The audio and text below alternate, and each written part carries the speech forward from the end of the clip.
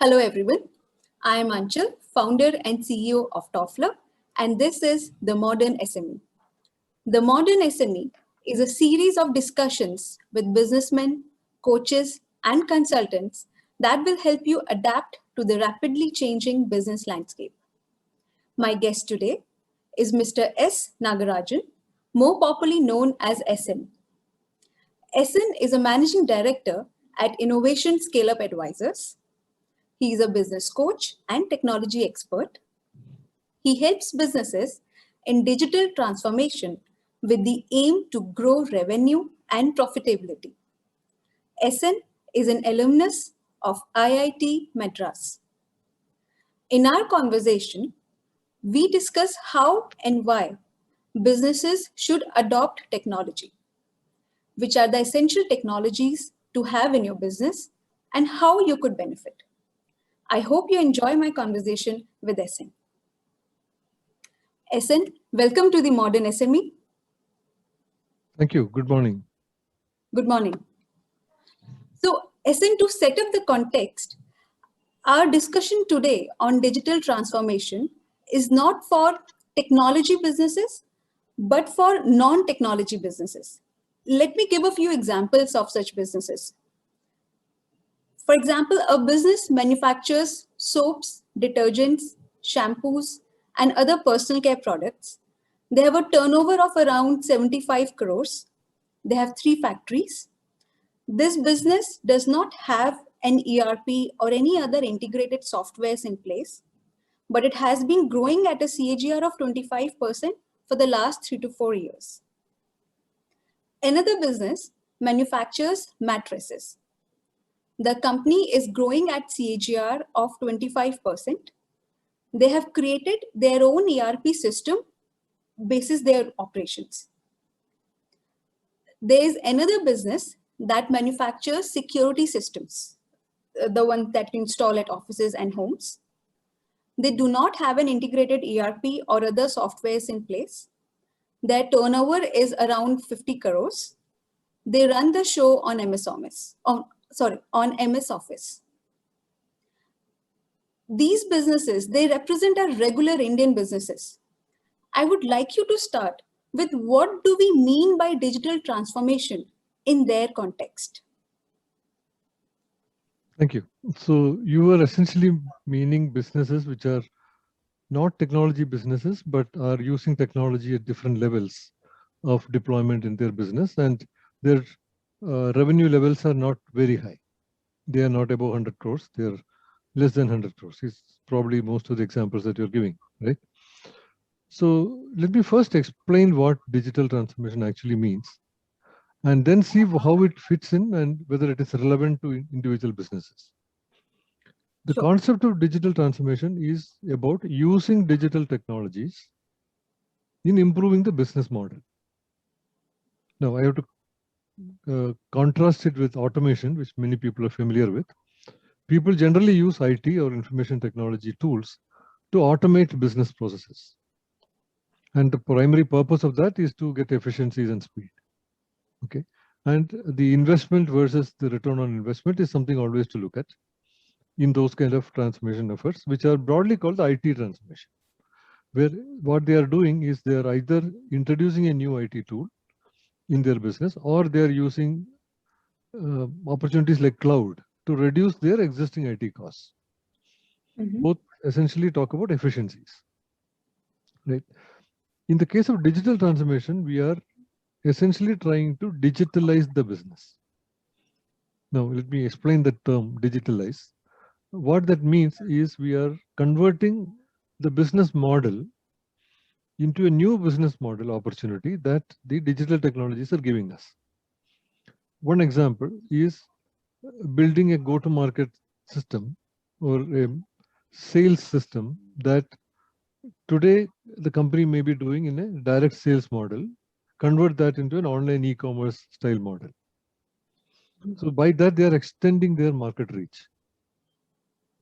Another approach could be the way they are selecting their suppliers. The direct suppliers, direct raw material suppliers, as well as the indirect suppliers. There is a certain way of managing today, which is humanly driven, And an ERP system or any similar system will essentially capture the process and the data and create systems of records. That is, it essentially does record keeping, but does not apply any intelligence beyond the human intelligence. Now, is it possible for us to use techniques like artificial intelligence, which essentially talks about discovering patterns in the data?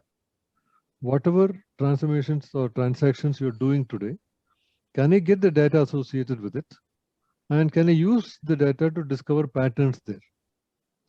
Can I also do that across multiple suppliers, multiple customers? Then I can use that machine intelligence to augment my human decisions. Thereby, I save significantly in my procurement process and so on. Now, the approach to digital transformation is something the business has to take. It is primarily driven by the business leader and the business strategy of the company. And as these companies have relatively low revenue levels, it has to be driven by the market opportunity primarily. By today, they are addressing a certain market size. By using digital technology, is it feasible for them to expand the market access? Do they really have a market that is larger than what they're today addressing? And can we remove those constraints in market access by using opportunities of technology, digital technology, which is mobile or internet or whatever is the digital technology appropriate for their business? The business could be a B2C business model or a B2B business model.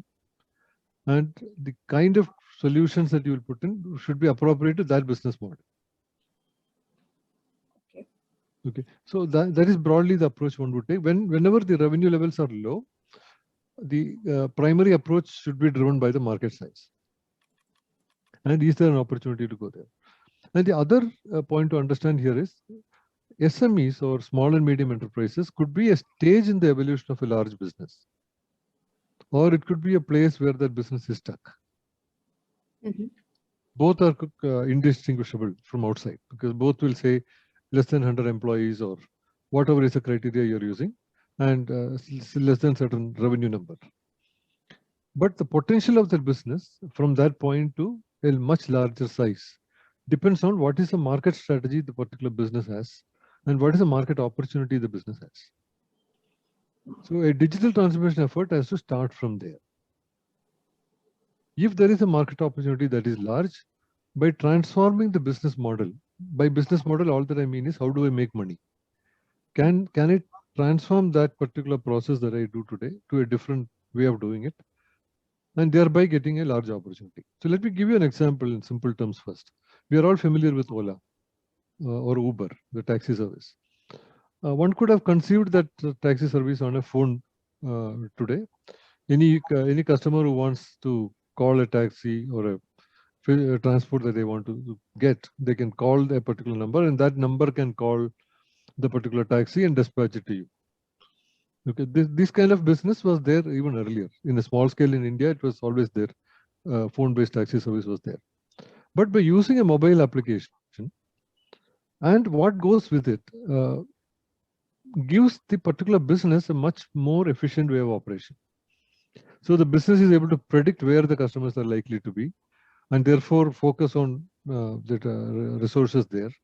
It's able to predict the typical cost of travel and many other metrics that I can generate out of the business opportunity, and therefore I can operate at a much larger scale. And the scale also gives the opportunity for profitability as well. Yeah. So it's a rethinking of the business model using the new technology as opposed to automating processes for efficiency. There is essential difference. Okay. So essentially, when a business is thinking about digital transformation or adopting new technologies and systems to help them grow, it is very industry specific. Yes. And instead of just blindly picking up technologies to implement in your business, one should be looking at the nature of their business, the market and the go-to market and technology that support that process. That is correct. It is essentially a process of innovation. If you take a traditional example, digital transformation does not have to mean that it is very new. If you take a traditional example of Asian Paints as an example, as a large company, Asian Paints has also implemented a lot of digital techniques for several years, over perhaps over a decade, right? Much before digital transformation has been talked about. So the capability of Asian Paints to predict what stock should be kept at a particular dealer's shelf, and therefore able to make the entire customer-facing supply chain very efficient, is one of their competitive advantages. And they built that using data. But they did that with mainframes and much larger systems. But today it is possible to do that at an even much smaller scale because of the cloud and other facilities available, where you pay for the IT capabilities as you use. You are not investing large capital. So one of the big advantages of the cloud-based IT systems is that you are paying for the use. So it is mostly operating cost as opposed to capital cost. So one of the reasons why digital transformation is now becoming more relevant to even smaller businesses is because the capital investment to put in place for getting the entire IT capability is not very high. And second, traditionally, you have to have your own internal software developers, a large number of them, to develop these kind of complex packages. Today, you also get services online, and those services can be used without having a lot of internal software teams. So whether it is artificial intelligence, machine learning, any of these, there are service packages available on the cloud, or even completely developed application packages available on the cloud, which you can adopt into your business. Okay. So just for the benefit of our users, when we say cloud, what we essentially mean is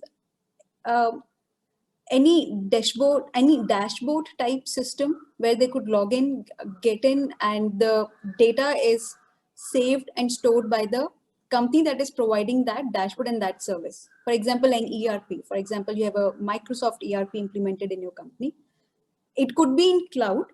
You just have to log in, get into the system, and the data would be backed up and stored on Microsoft servers under your control. That is correct. So cloud is a model of delivering IT.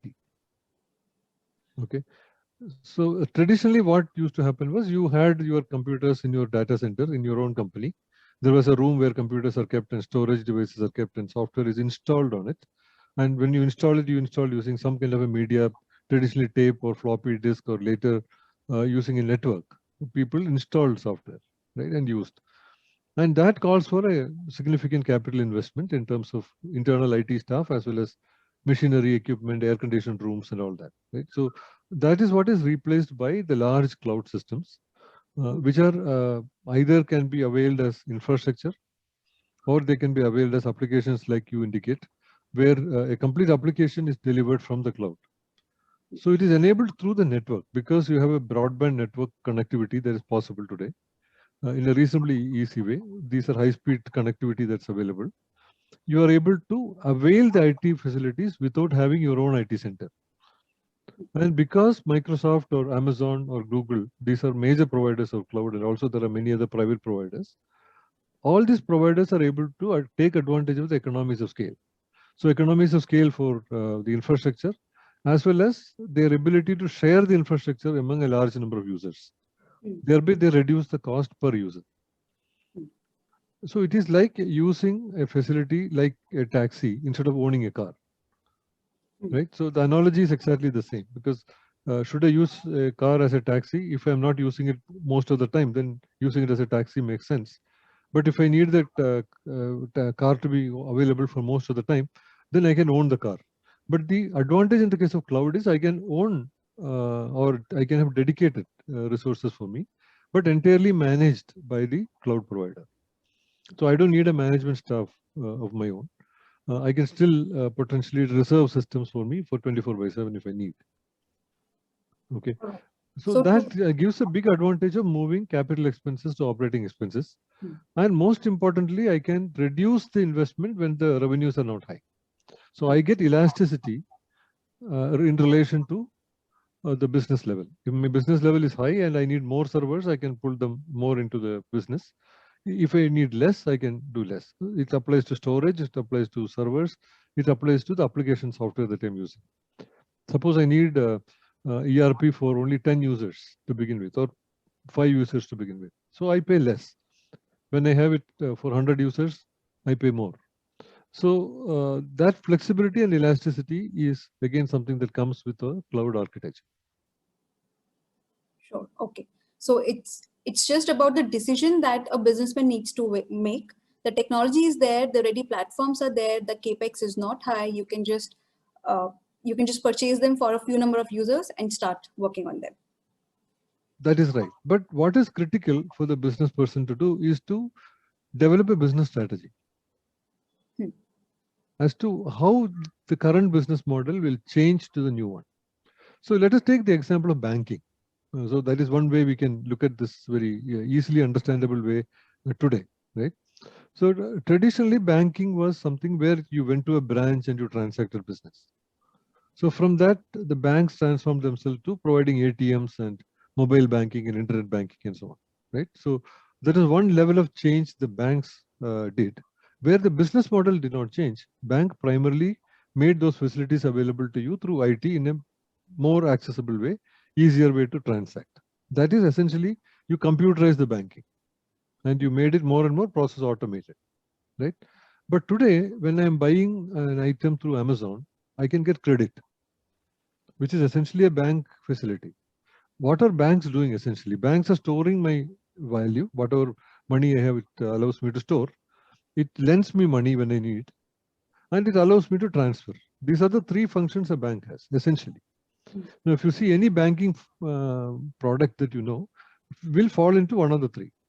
They're either taking your value and storing it and giving you a return, or more than a return, it's a safe store for your value, wealth, or they are lending you for your businesses based on whatever needs you have, or it allows you to do transfers that you pay to somebody and so on. Today, these capabilities are available through non-banking products like a Google Pay or a Phone Pay, or a place where I am purchasing merchandise, I can get credit there. All of this are backed by banking behind the scene. So there is a banking function behind the scene, but they're delivered through non-banking facilities.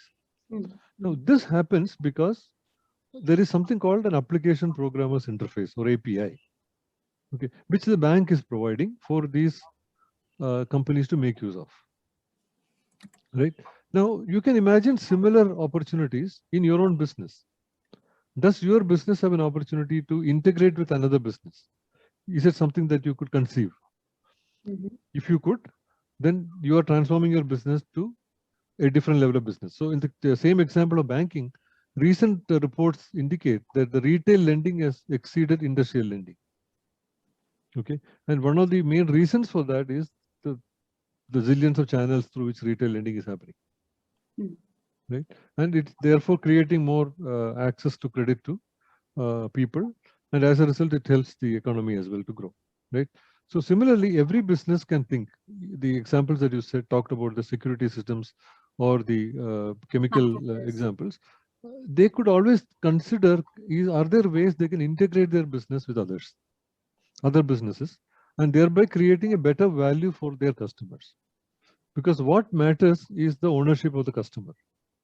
So a security systems company, let's say, is installing one kind of security and giving one kind of service to the customer. It can deliver another service in the same channel, thereby increasing their revenue and profitability opportunity. They could potentially do that. And for that, they can integrate with the other business. Okay. SN, would it be possible to give another concrete example of how such businesses could integrate with their customers or clients? Okay. So one of the simplest examples is many SMEs today are serving OEMs. If you look at it as an example, right? So there is typically a larger company and the SMEs are primarily serving them, right? And they are serving through their processes the OEM establishes, right? And they are connected to their IT systems or whichever way it is, right? Now, such a relationship also limits the SME's ability to reach markets outside of that particular area. So the SME could consider now creating a different approach where the access could be extended to anybody who is a consumer who can come in through their systems, through their APIs, and place orders on them. So instead of tightly tied to a few large SMEs, large OEMs, these SMEs can also similarly connect to smaller companies or smaller consumers who may need it. So traditionally, that may not be possible. Mm. So your purchase orders are generated mostly automatically. Your orders are coming automatically rather than somebody following up. Okay, and you will also have intelligence of how that customer is consuming, because you have now the data of that customer's consuming patterns. So you can proactively also plan your production or give them a trigger to place an order on you and so on.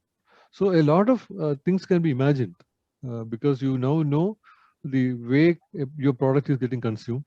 If you have several products in your portfolio, you can optimize on products which are more profitable than products which are less profitable.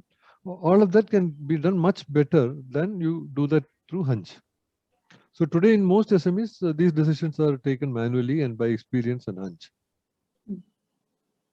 So those can get translated to more fact-based and data-based. All right. Okay. So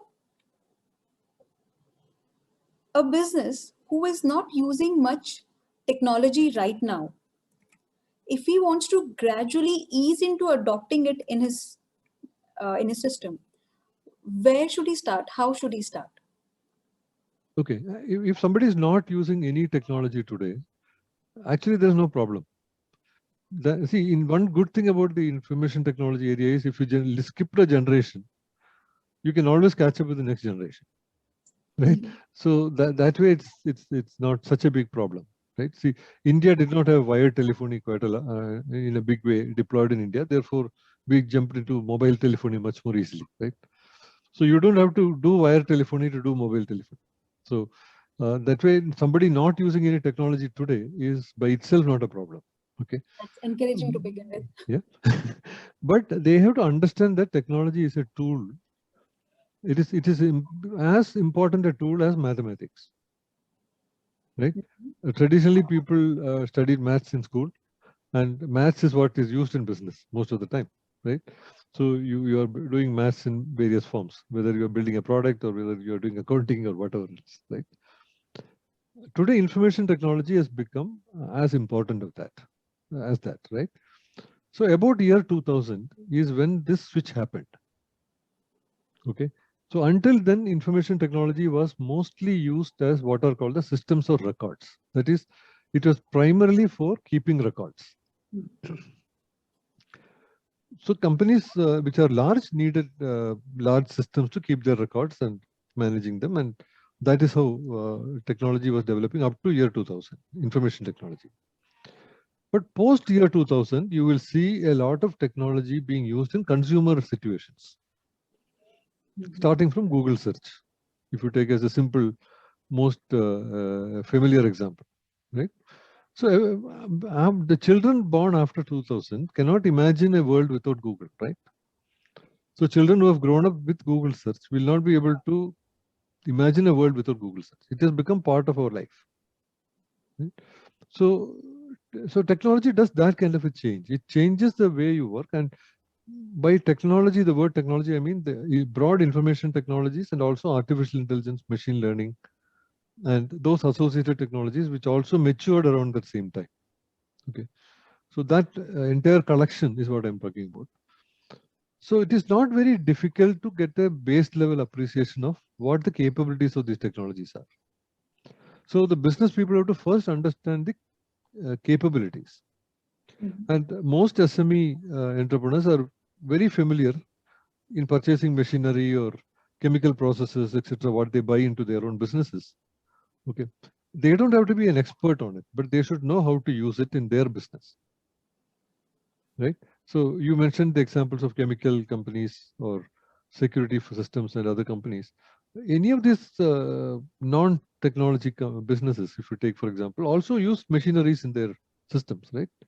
And how do they purchase machinery? They will probably inquire with a few people. They will probably go into some depth of understanding what that machinery does, and then creates a decision to purchase a particular machinery, and why they get the machinery, because it's either improving a production capability, or it is improving my yield, or it is improving my quality.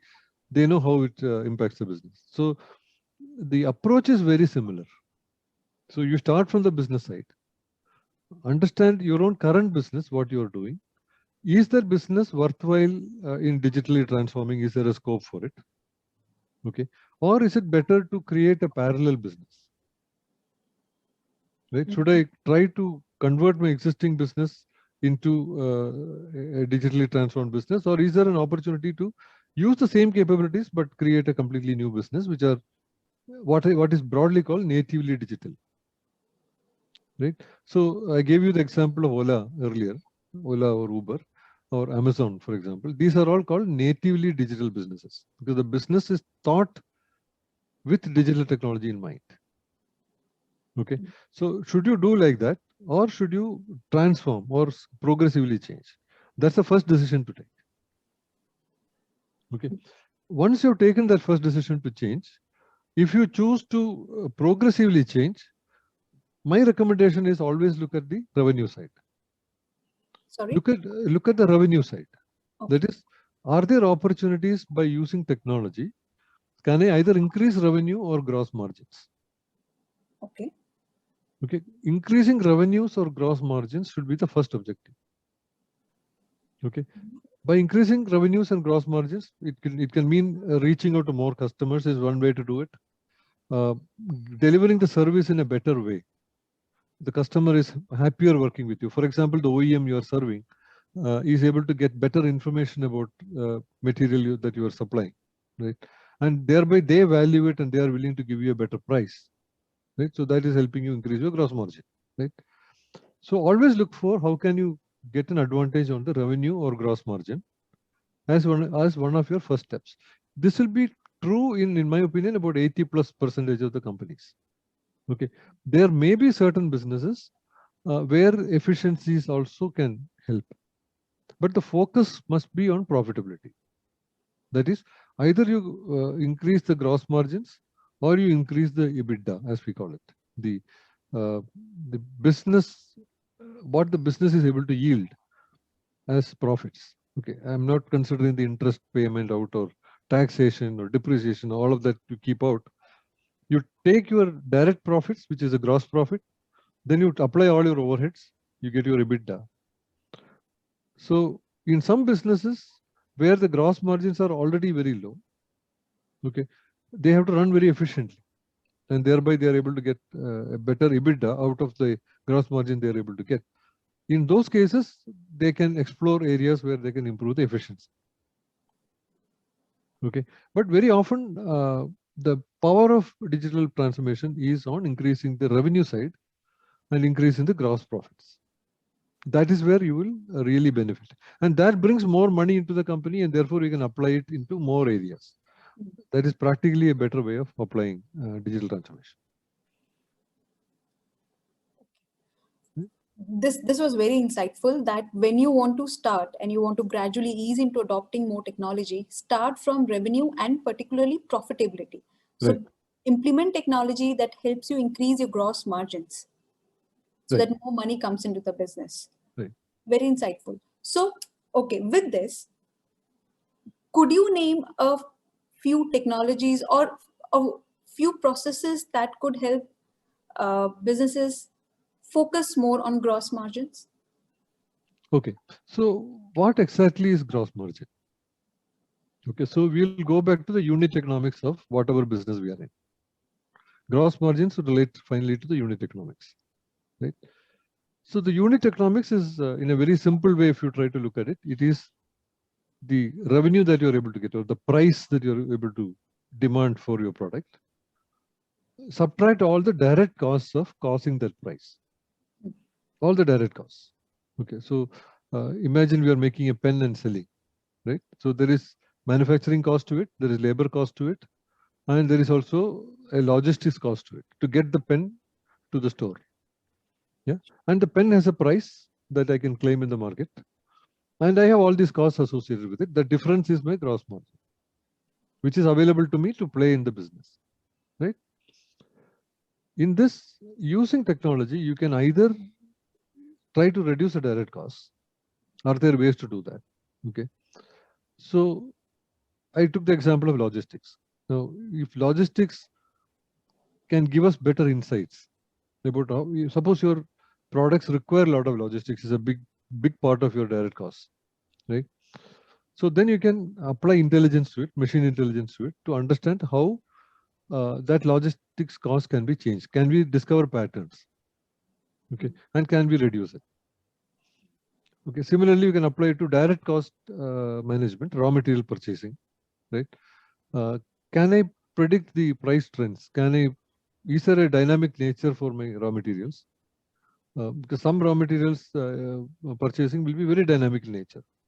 So can I predict those dynamisms and then say that I buy more intelligently? And as a result, I'm reducing my direct cost of procurement. So all those items that constitute your costs, you can try to apply technology and expect how much of improvement can I get. All this can be modeled. You don't have to invest money for this. It can be modeled on paper and try to see, okay, if I can make this much of change, this is what I'm likely to gain, right? Now, so either you reduce the cost, the other alternative is to increase the price. Now, how would somebody pay a higher price for your product? Okay, imagine that two companies are producing exactly the same product in terms of functionality, right? Take the example of an Apple phone versus another phone, right? Both are mobile phones, smartphones with certain broadly similar capabilities, right?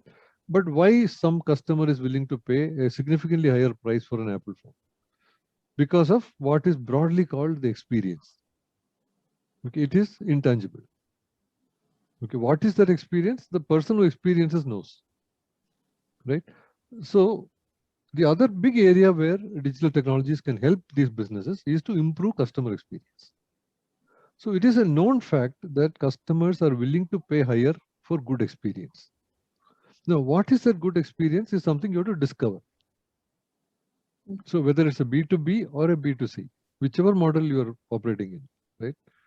If you can really understand in depth your customers' preferences and your customers' reason to pay a higher value for the same service, right? That is what you can help discover through a digital transformation process. So by digitally delivering services, you can get a lot of information. In fact, certain services like say Amazon, you already know that when you're purchasing a product, it will tell you that somebody who purchased this product also purchased the other product. Okay, and or it will say these are the kind of products they purchase. It gives you some additional information as a user or a customer to take a better decision, and in that process you can influence the decision. Okay. Now, depending on a particular business and its nature, its model, we will have to design these. So in summary, if I want to summarize this entire part of the conversation, so in summary, you either improve the customer experience by which you are able to get a better pricing for your product, or you reduce the direct costs that go into making that product. And in both areas, you can selectively apply digital technologies and see which works best for you, right? Now, when I spoke about the earlier section, I spoke about the transformation part. I did not talk about the natively digital part. So that is another way to think about it. Okay. So when you're natively digital thinker, you are going back to looking at what problem are you really solving. It is not about the product you sell. It is about what problem are you directly solving. So I'll take the example of Tesla. Is I think easiest for everybody to understand, right? So Tesla is an electric vehicle. We all know that, right? But I don't know many people know the history of how things happened in the industry, right? So we had this internal combustion engine based, IC engine based, either diesel or petrol cars, right? And there were leading manufacturers who did that. So those leading manufacturers, when they decided to introduce electric vehicles, they introduced what is called hybrid vehicle. Now, what is a hybrid vehicle? A hybrid vehicle is using the IC engine as a generator. So instead of driving the vehicle's traction directly from an IC engine, they connected the IC engine to electric generator. Then the electric generator drove motors which drove the four wheels. right? I'm simplifying it because we are talking in a conversation. So by doing this, what did they achieve? They achieved higher efficiencies for the IC engine. Because the IC engine now doesn't have to slow down and speed up as the car slows down and speeds up. So the car's slowing down or speeding up is done through the electric motor, whereas the generator runs at a certain predetermined speed and efficiency. Therefore, fuel efficiency increased a lot as a result. So these cars delivered a much higher fuel efficiency. Right? That is incremental innovation. So they are using technology in an incremental way to deliver a better value. Right? But the way Tesla thought about it is, okay, now I have all these new modern technologies available. How can I design a car? A car is nothing but a vehicle goes from place A to place B. So when he thought like that, essentially he ended up in a mobile phone with wheels. A Tesla car is nothing but a mobile phone with wheels. It's a significantly computerized system with 4 wheels being driven by 4 motors. Right? As a result, the conventional cars, IC engine cars, had say 13,000 to 18,000 parts, whereas the Tesla car has 18 parts. So they can significantly now re-engineer and reduce the complexity, and as a result, produce a completely different product that solves the same problem. Right? And he then discovered that the only big challenge here is to improve the battery, because that's one area there was not enough scientific advance. So most of his focus was then to innovate on the battery. Right? So in similar ways, even the SMEs, I'm sure most of them have very deep understanding of the domains they are working in. Yeah. Okay, and they know what problems of their customers they're solving. Right? So based on that, they can rethink their entire business. Okay, can I solve this problem in a different way? Right?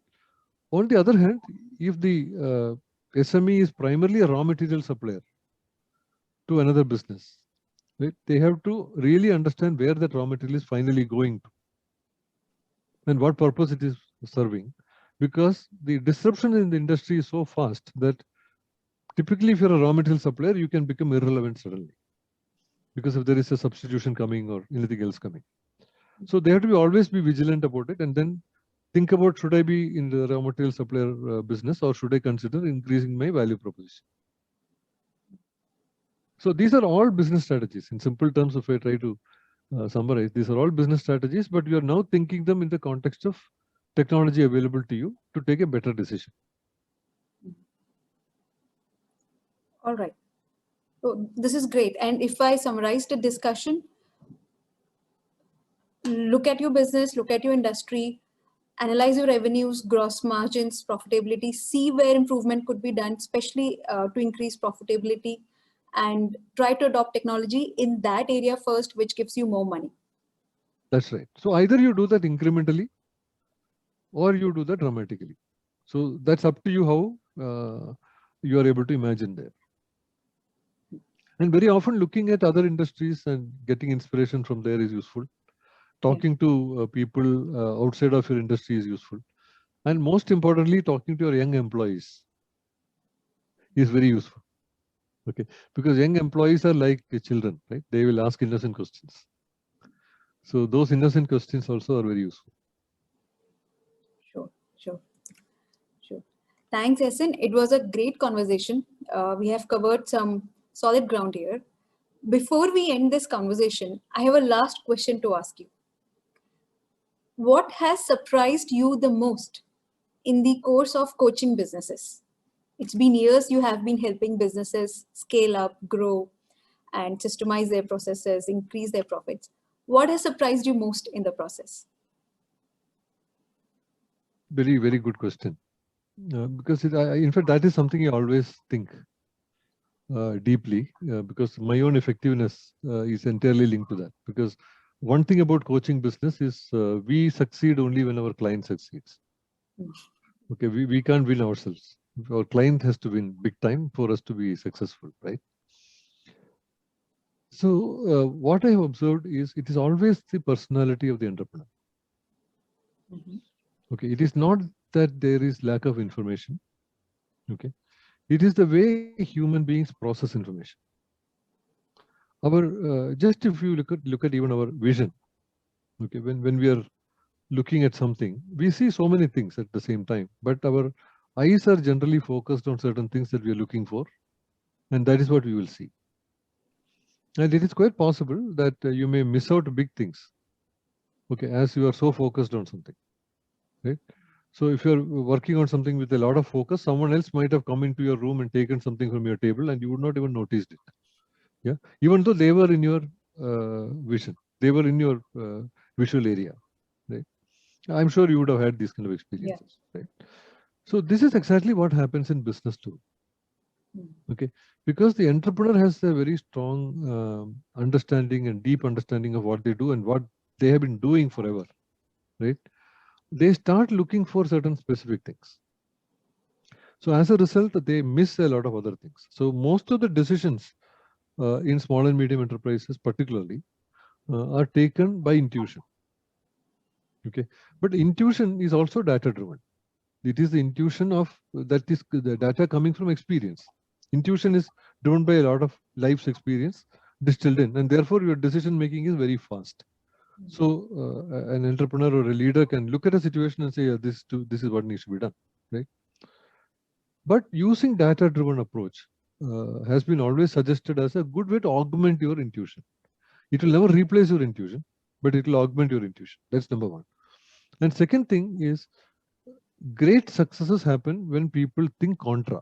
That is, if you are thinking like everybody else, you are likely to get results like everybody else. So you have to think differently, yeah, to be able to create a dramatically different result. Yeah. Now, when you are thinking dramatically different, you are likely to be wrong most of the time. Okay, that is why most of the startup initiatives don't succeed. Most of the time, these transformation initiatives don't succeed, and so on, right? So, if you summarize this situation around, you can see the role an individual's thinking plays in their success, especially how they handle their success. You know, we always say you have to meet your failures as a point of learning, right? And learn from your mistakes. Yeah, that's a good way to feel good and make progress. But if you really look at highly successful people, they have been successful in handling their success. Okay, in a very effective way and growing from there. That is where I find most of the people that I interact with are stuck. And even though you tell about this and they will all relate to it, they will understand it, but changing themselves has been quite challenging. Okay.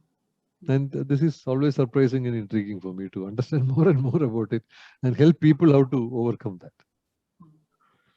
That's a great answer. And thank you so much for coming. Thank you very much for the opportunity. Thank you.